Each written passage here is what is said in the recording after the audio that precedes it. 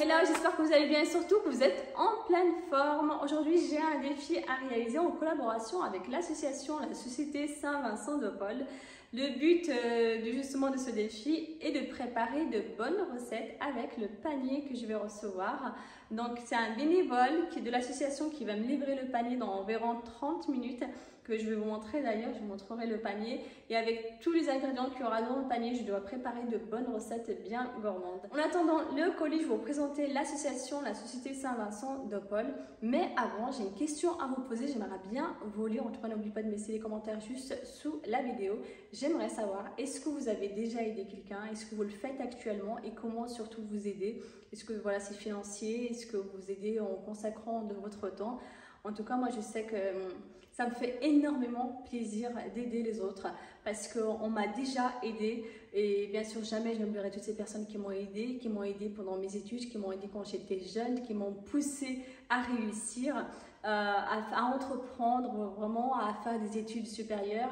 Et toutes ces personnes, justement, jamais je les oublierai parce que voilà, c'est des personnes qui ont consacré du temps pour ma réussite, pour avancer. C'est vrai qu'ensemble, on peut faire énormément de choses. Voilà, c'est pour ça que j'aimerais bien savoir qu'est-ce que vous faites pour aider les autres. Le but de l'association, la Société Saint-Vincent de Paul, est de construire une société plus fraternelle, une société plus juste grâce à tous les bénévoles qui travaillent justement dans l'association, qui sont bénévoles dans l'association. Et en même temps, c'est aussi l'occasion de faire des rencontres, de participer à des initiatives solidaires. Bien sûr, n'oubliez pas, vous pouvez retrouver le lien de l'association juste sous la vidéo. Sachez que moi, ça me fait, encore une fois, ça me fait énormément plaisir d'aider les autres parce que je trouve c'est tellement important.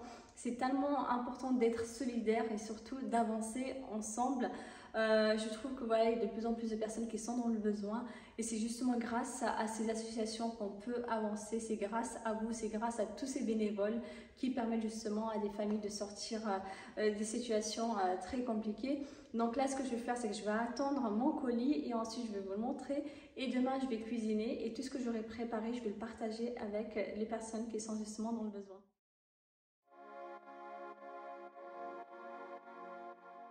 Alors le panier repas que j'ai reçu, c'est l'équivalent d'un vrai panier donné à des personnes dans des situations de précarité. Et justement à l'intérieur, on a quelques légumes, on a aussi des boîtes de conserve, de la crème. Je vais utiliser tous ces ingrédients que je vais compléter avec ce que j'ai dans mon frigo et dans mon placard pour réaliser de bonnes recettes.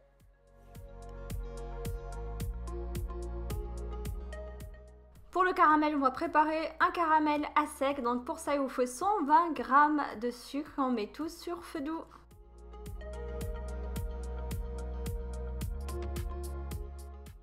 Il faut également faire chauffer sur feu doux 20 centilitres de crème liquide entière. Dès que vous obtenez une belle couleur ambrée, on incorpore les 20 centilitres de crème liquide et je vous invite à bien mélanger. Si vous n'avez pas de beurre salé, il faut incorporer une bonne pincée de sel avec environ 2 bonnes cuillères à soupe de beurre. On mélange bien tous les ingrédients ensemble. Attendez à ce que le caramel soit bien épais avant de le verser dans un pot. Bien sûr, vous pouvez le conserver très longtemps et vous pouvez même l'utiliser pour faire de bonnes tartines. Ici, on va l'utiliser pour la décoration et également pour faire cette bonne tarte au chocolat.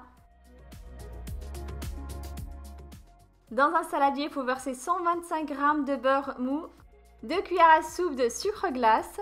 On va bien travailler le beurre mou avec le sucre glace jusqu'à l'obtention d'une texture qui ressemble à une pommade. 2 cuillères à soupe d'huile de tournesol, un œuf et une petite pincée de sel. J'incorpore aussi 2 bonnes cuillères à soupe de cacao amer sans sucre.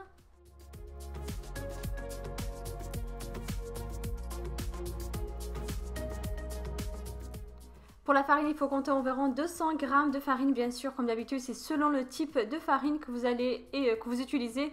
Et surtout, faites bien attention à ce que la pâte ne soit pas trop dure non plus, ni trop molle.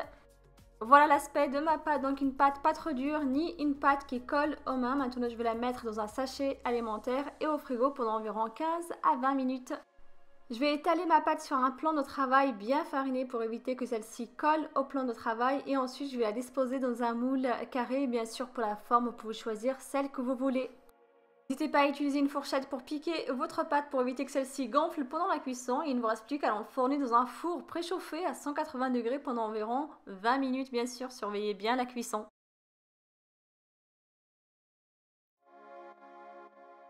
Pour la crème au chocolat, c'est très simple, il suffit de faire chauffer 25 centilitres de crème liquide entière et j'incorpore 230 g de chocolat noir ou de chocolat au lait. On va bien mélanger tous les ingrédients jusqu'à l'obtention d'une crème bien lisse.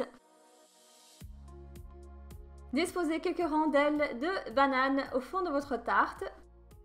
Je verse le caramel.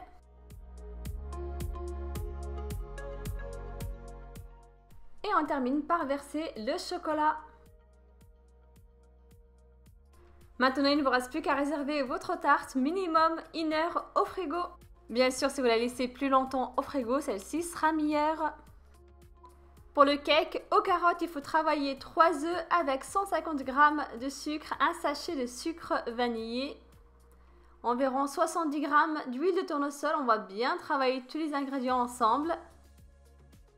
Je rajoute une petite cuillère à café de 4 épices que vous pouvez très bien remplacer par de la cannelle, environ 100 g de noix que j'ai cassées en petits morceaux et bien sûr il faut aussi 3 carottes râpées, soit environ 200 g de carottes. On va mélanger tous les ingrédients. Ici j'ai utilisé 190 g de farine, bien sûr il faudra bien vous adapter, c'est selon le type de farine que vous allez utiliser, et 16 g de levure chimique. On va mélanger tous les ingrédients ensemble, ensuite il ne vous restera plus qu'à les verser dans un moule beurré et fariné et enfourner le tout dans un four préchauffé à 180 degrés pendant environ 25 à 30 minutes, bien sûr c'est selon votre four. Pour la crème, c'est très simple, je vais fouetter 100 g de crème liquide entière, je rajoute 130 g de mascarpone, une bonne cuillère à soupe de sucre et un petit sachet de sucre vanillé. On va bien travailler tous les ingrédients ensemble jusqu'à l'obtention d'une bonne crème bien onctueuse. Pour la décoration, j'ai utilisé des pistaches en poudre. On met le gâteau au frigo et on va passer au plat principal. Donc pour le plat, on va faire quelque chose de simple et surtout de très bon.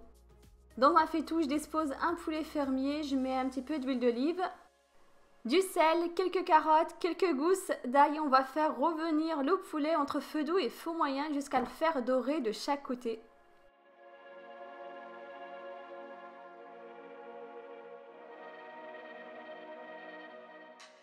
Je rajoute des feuilles de laurier, quelques graines de cardamome avec quelques graines de poivre, un bouquet de persil, coriandre et céleri, du poivre. Je rajoute 1,5 litre d'eau avec du sel, je remets le couvercle et je vais laisser le tout entre feu doux et feu moyen pendant environ 2 heures jusqu'à l'obtention d'un bon bouillon.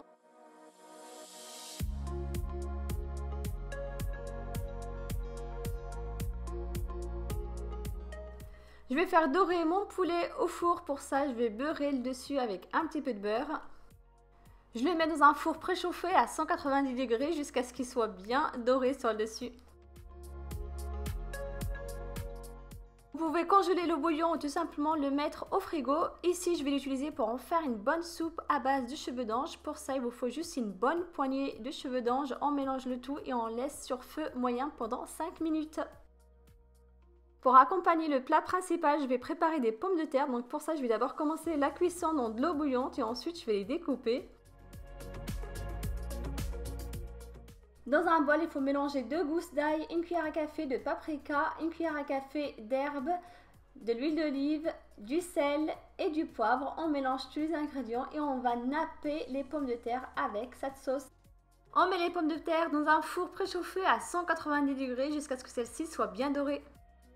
Comme il me reste un petit peu de sauce des pommes de terre, je vais tout simplement utiliser cette sauce que je vais mélanger avec un petit peu d'huile d'olive pour y faire revenir les 2 boîtes d'haricots.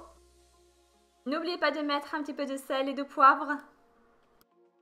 Voici une bonne façon pour faire manger les aubergines aux enfants et surtout la meilleure façon pour faire frire les aubergines. C'est une recette très facile et surtout qui demande très peu d'ingrédients. Donc je vais commencer par utiliser une fourchette pour appuyer sur mes aubergines. Je les découpe en petits morceaux.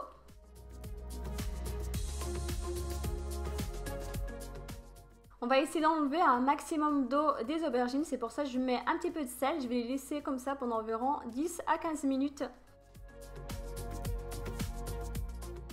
Je mets mes aubergines dans un sachet alimentaire, 2 cuillères à soupe de maïzena, 3 cuillères à soupe de farine et on va bien secouer le sachet jusqu'à ce que tous les morceaux soient bien couverts de farine et de maïzena.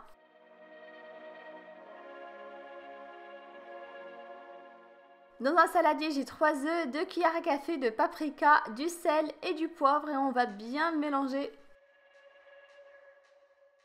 Je rajoute mes aubergines, je mélange et pour la cuisson c'est très simple, il faut faire préchauffer de l'huile de tournesol, il faut que celle-ci soit bien chaude avant de faire cuire vos aubergines, n'oubliez pas de les retourner jusqu'à ce qu'elles soient bien dorées.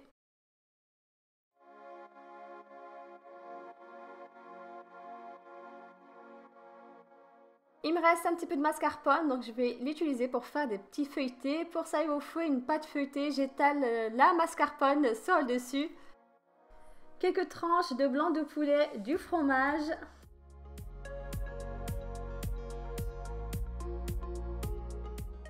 Je vais découper ma pâte et je vais badigeonner dessus avec un jambon d'œuf mélangé à une bonne cuillère à soupe de lait. N'oubliez pas de parsemer dessus avec des graines de nigel ou des graines de sésame. Il ne me reste plus qu'à mettre vos feuilletés dans un four préchauffé à 200 degrés pendant environ 15 à 20 minutes.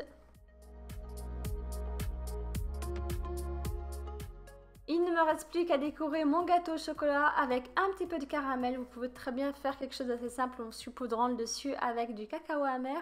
En tout cas, c'est prêt. J'espère vraiment que toutes ces recettes vous ont plu. De mon côté, je vais les partager avec des personnes qui sont dans le besoin. Et vous aussi, n'oubliez pas, vous pouvez rejoindre les bénévoles de la Société Saint-Vincent de Paul. Vous pouvez retrouver le lien juste sous la vidéo. Vous pouvez également retrouver tous les réseaux sociaux, donc leur compte Instagram, page YouTube et page Facebook. Hâte de vous lire. À bientôt!